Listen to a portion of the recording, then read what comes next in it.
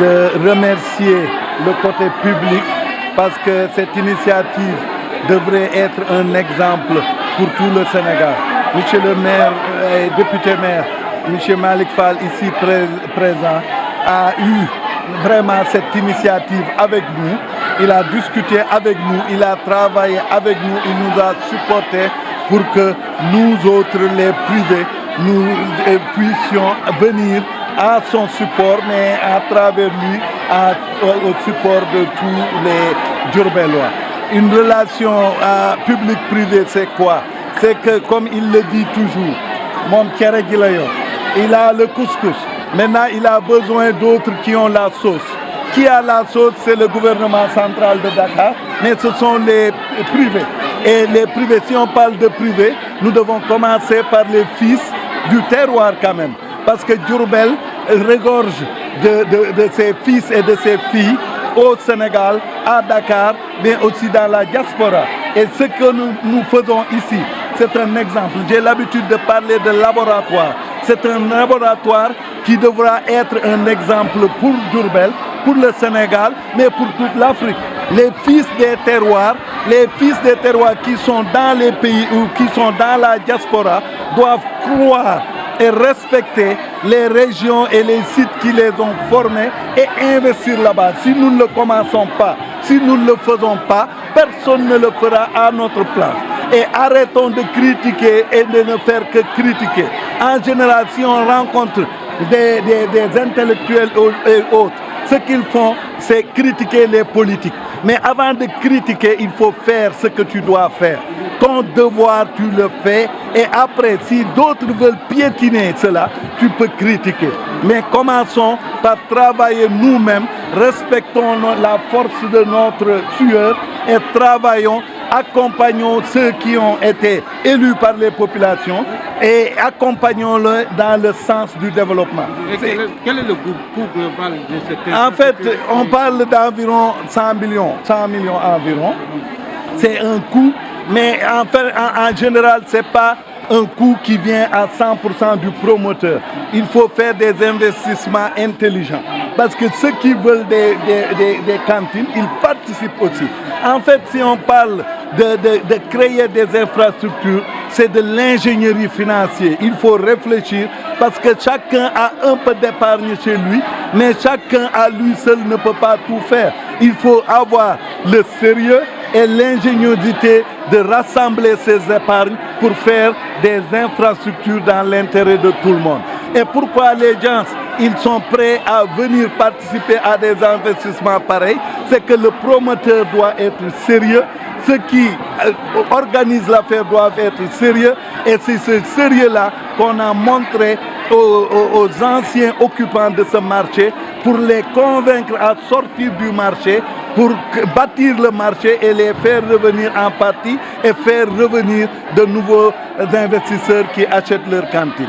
Donc c'est cette ingéniosité qu'il faut faire pour développer ce pays.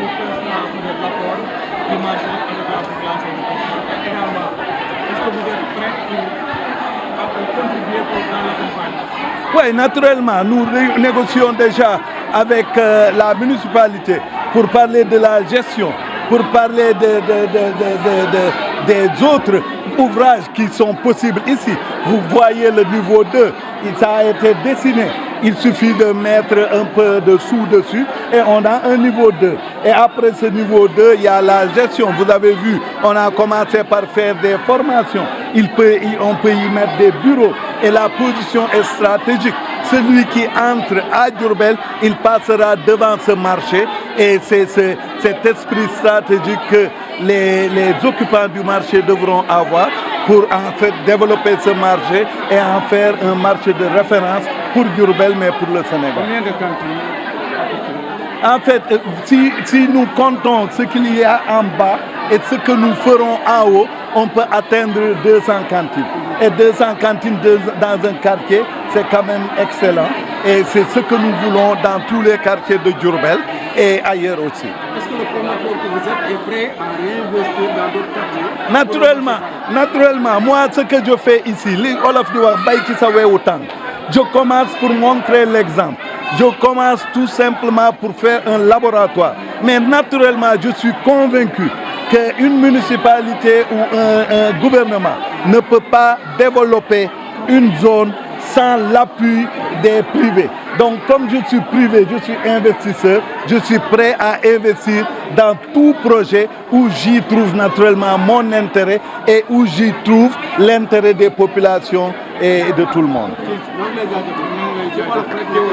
waaw tënk ci olof mooy li maire wax moom laay waxaat di ko baamtuwaat rek am réew buñ ko bëggee defar ñoo koy defaral sunu bopp ñoo koy defaral sunu bopp mooy lan mooy képp ku ci nekk fa nga ne nga xam ne yow yaay maire yaay ministre yaay président boo ko xamee rek ndax ñii nekk ci kanam muy monsieur le maire muy président muy ministre ñoo ñëpp yàllaa leen fa teg loolu coobare yàlla la kenn mënu ci dara donc li gën ci ñun mooy ñu nangu loolu mais ñun it ñu def li ñu war def li ñu war mooy lan bu ñu xëyee di liggéey bu bëccëgee ñuy liggéey bu guddee ñuy liggéey nañ jëf ju rafet jële ko ci xol bu baax li ñu am ñu def ko ci te teg ko ci loxol yàlla xam ni luy antu la loolu daal mooy appel bi te fi mu ne coïncidence yi sax dafa bari ndax jeunes yi loolu il faut ma wax ko jeunes yi ñoo ànd daanaka teg fi ab gouvernement bu bees mais gouvernement boobu ñun buñ leen jàppalewul mënuñoo dem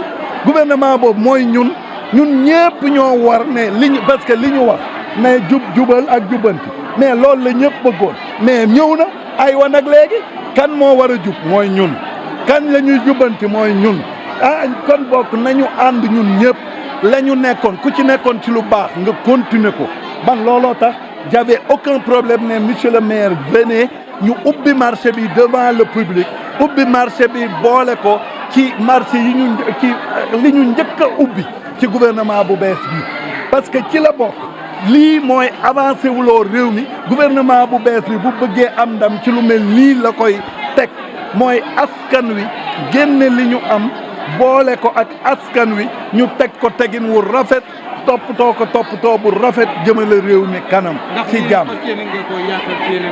maanaam waxuma ci quartier yi rek ci réew mi ak Afrique parce que ñun africain ñoo war a jël suñ destinée en main buñ ko bëggee jël en main dañuy jël li nga xam ni yàlla jox nañu ko jox ko tubaab yi muy sunu xel mii ñu utiliser ko buñ ko utiliser lépp lu ñuy gis ci bitim réew ak feneen mën nañ koo def man dama ne bu ma président ne woon tey nañ xëy dem ca weer wi ma ne ko aywa te ku ma koy àndal muy gonay Sénégal parce que mën nañ ko buñ jiitalee sunum xel ndax xel moomu yàlla ñun ñëpp la ko jox. ñaata ngeen ci def ci xaalis ak capacité. à peu près 100 millions la 100 millions mooy 100 cantines rek à peu près 1 million boo ci calculé wul ay marge bu ñuy jaayee cantine bu nekk ñi fi nekkoon je pense c'est 1 million 70 000 ñi ci des 1 million 500 donc si tu as 100 cantines tu as 100 millions.